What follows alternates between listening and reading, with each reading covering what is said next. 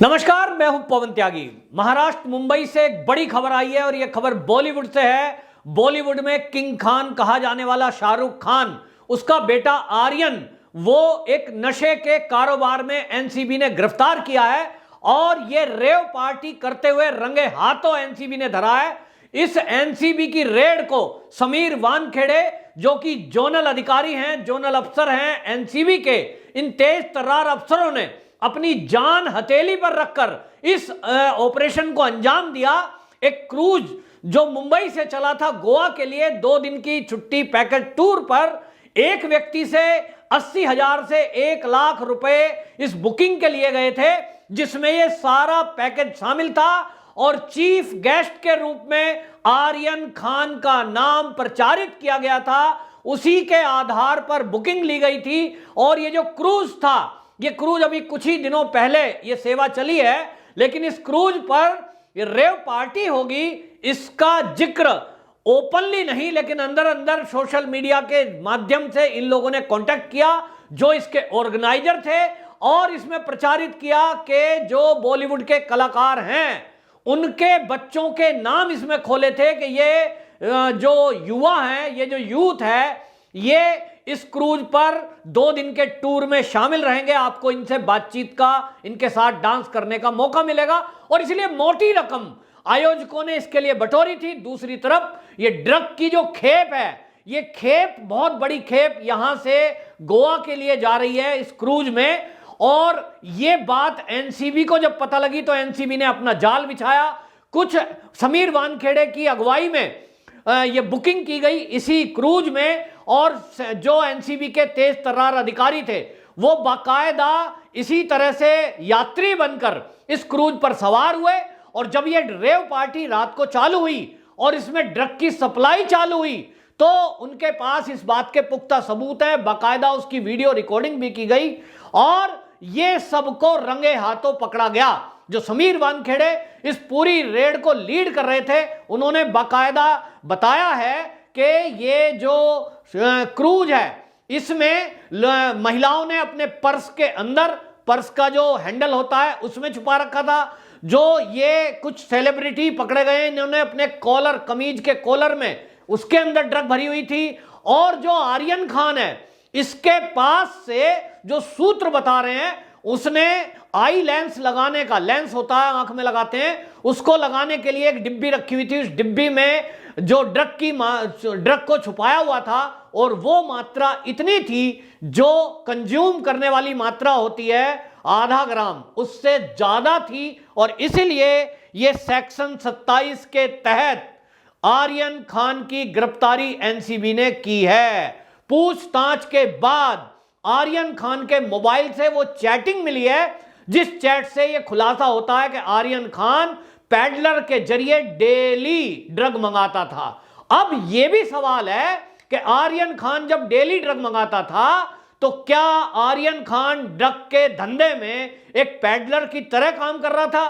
क्या ये बॉलीवुड के जो और कलाकारों के बच्चे हैं, यूथ है, उनके अंदर ड्रग को फैलाने का काम कर रहा था? अब ये भी एनसीबी को पता लगाना होगा और मैं तो कहता हूं इसमें सीबीआई भी एंट्री होनी चाहिए। यह भी पता लगाया जाए क्या ड्रग पिलाने के बाद कुछ जो बच्चे हैं उनसे कुछ गलत धंधे, गलत काम या गलत फोटोग्राफी या वीडियो बनाकर उनको कहीं ये ब्लैकमेल करने का काम भी आर्यन खान तो नहीं करता था। क्योंकि ये बहुत बड़ी बात है, इसमें जो खुलासा हुआ है वो खुलासा हो रहा है, आपको बता दें तो इसमें बड़ा नाम आ रहा है आर्यन खान का। जो चैटिंग सामने आई है वो आई है अरबाज मर्चेंट के साथ, और अरबाज मर्चेंट वो है जो दाऊद इब्राहिम के लिए नशों के कारोबार का ये खरीद फरोख्त में काम करता है। दूसरा नाम मुनमुन धमीजा। और इस तरह से आपको बताएं कुल मिलाकर 6 ऐसे लोगों को गिरफ्तार किया गया है जो ड्रग की सप्लाई करते थे। जी हां, आर्यन खान कोई कंज्यूम नहीं करता था, खाली वो सप्लाई भी करता था।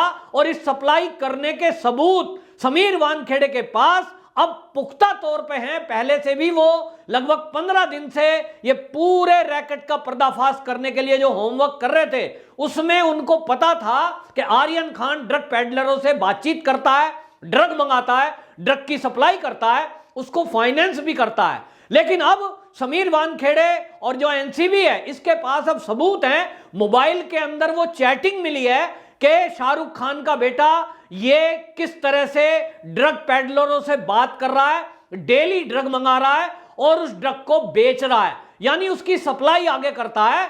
और अब यह भी पता लगाना है कहीं इसके पीछे शाहरुख खान की तो सहमति नहीं है, क्योंकि शाहरुख खान हो या कोई खान हो, आजकल इनकी मूवी कोई चल नहीं रही है। और अब तो देश ने तय कर दिया कि इन देशद्रोहियों की मूवी कोई चलने भी नहीं देनी, जो देश विरोधी गतिविधियों में हमेशा अपने बयानबाजी उल्टी सीधी करते हैं, चाहे वो सीए को विरोध के लेकर हो, चाहे वो सर्जिकल स्ट्राइक को लेकर हो। और इसलिए अब ये काम धंधा तो है नहीं, ये शायद इस अवैध धंधे को करके कहीं नोट तो नहीं कमा रहे। ये एक बड़ी बात है जिसकी जांच अभी आगे होनी बाकी है।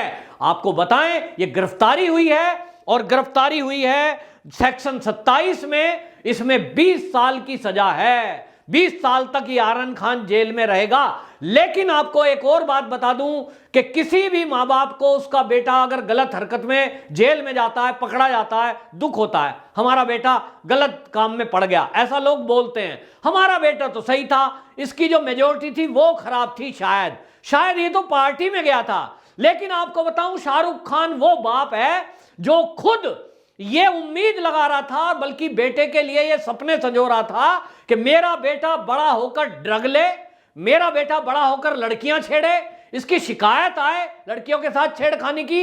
ऐसी आशा अपने बच्चे से करने वाला शायद दुनिया का पहला बाप ये शाहरुख खान था। तो आपको बता दूं, किस्सा है 1997 का, सिमी ग्रेवाल के टॉक शो के अंदर, जब सिमी ग्रेवाल ने, इनकी पत्नी गौरी खान भी मौजूद थी, और उस दोनों से पूछा था कि आपके घर में जो आर्यन पैदा हुआ है उसकी आप परवरिश कैसा करना चाहेंगे। तो शाहरुख खान ने जवाब दिया था, हंसते हुए जवाब दिया था, उसने कहा मैं ये चाहूंगा कि जो मुझे नहीं मिला वो मेरा बेटा करे, जो मैं नहीं कर सका जवानी में वो मेरा बेटा करे। तो वो ड्रग ले, वो लड़कियों को छेड़े और मेरे पास लड़कियों के छेड़ने की शिकायत आए। तो भाई शिकायत आई, अमिताभ बच्चन की नातिन को लेकर जिस तरह की वीडियोस वायरल हुई थी, शिकायत आई, लेकिन उसको ढकने की कोशिश की गई। और आज आप देखिए कि जिस तरह से नशे के कारोबारियों पे छापा पड़ा, और उन कारोबारियों में आर्यन खान एक नशे का कारोबारी के रूप में एनसीबी ने गिरफ्तार किया है। तो इस मुद्दे को लेकर सोशल मीडिया पर शाहरुख खान का जो मैं कहूंगा गुलाम मीडिया और जो इनकी टीम भी है वो एक्टिव हुई और उसने इसको हिंदू मुस्लिम एंगल देना शुरू कर दिया। उन्होंने कहा आर्यन खान मुसलमान है, शाहरुख खान का बेटा है, मुसलमान के कारण इसको टारगेट किया जा रहा है, जबकि ये भूल गए कि आर्यन खान की मां गौरी खान हिंदू है। तो क्या मुसलमान और हिंदू का एंगल है या नशे का बड़े कारोबार का एंगल है? समीर वानखेड़े है तो सब चीज का खुलासा होगा। और घोषणा की है उन्होंने कि जो भी हो, कितने भी बड़े घराने से क्यों ना हो, हम दूध का दूध पानी करेंगे और जो दोषी है वो जेल में जाएगा। कुछ लोग सोच रहे थे सुशांत सिंह राजपूत के बाद रिया चक्रवर्ती और उसका भाई कुछ लोग गिरफ्तार हुए थे, तो उनको लग रहा था अब किस्सा ठंडा पड़ गया, ये ड्रग के धंधे करने वाले लोग और ड्रग को लेने वाले और पार्टियां करने वाले लोग मौन होकर बैठ गए। इनको लगा अब तो मजे से खुली पार्टी करो। समीर वानखेड़े अब तो शांत हो गए, लेकिन उनको पता नहीं है समीर वानखेड़े ने पिछले 1 साल के अंदर लगभग 100 कम नहीं होती 100 संख्या, 100 बार 100 जगह छापेमारी की है। और अभी तक करोड़ों रुपए की ड्रग इन्होंने पकड़ी है। पिछले ही दिनों आपको बताएं, मुंबई का जो एयरपोर्ट है वहां गद्दे में छुपाकर ऑस्ट्रेलिया भेजी जा रही थी। यानी आप समझिए ड्रग का खेल, विदेशों से शिप के जरिए वो ड्रग आती है मुंबई, और मुंबई से उसको अलग अलग देशों में भेजा जाता है। इस तरह के ड्रग के कारोबारी मुंबई के अंदर मौजूद हैं। सवाल यह भी उठ रहा है कि जब एनसीबी इतनी बड़ी केस पकड़ रही है, एनसीबी ने एयरपोर्ट पर करोड़ रुपए की गद्दों के अंदर छुपाकर ले जाने वाली ड्रग को भी पकड़ा हाल ही में, आए दिन छापेमारी हो रही है। तो महाराष्ट्र की पुलिस क्या कर रही है?